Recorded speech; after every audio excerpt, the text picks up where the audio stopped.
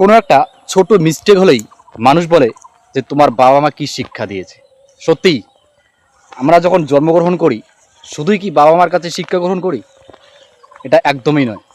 আমরা প্রত্যেকটা জায়গায় মানে শিক্ষক শিক্ষিকা থেকে শুরু করে আত্মীয় স্বজন থেকে শুরু করে পাড়া প্রতিবেশী যে সমস্ত মানুষগুলোর সাথে আমরা প্রতিনিয়ত বেরোই, প্রত্যেকটা মানুষের কাছে কিন্তু শিক্ষা আমরা নেই।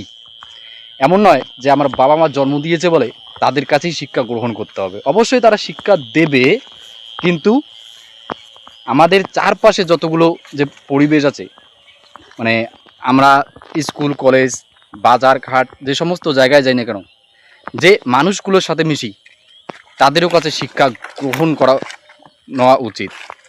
কিন্তু তারপরেও না, কিছু মানুষ আছে, আমাদের এই ছেলে মানুষের ছোট ছোট কিছু ভুল, হয়তো মুখ ফসকে বেড়ে যায় কিছু কথা, কিন্তু তারপরেও তারা কি বলে যে তোমার বাবা মা তোমাকে কি শিক্ষা দিয়েছে।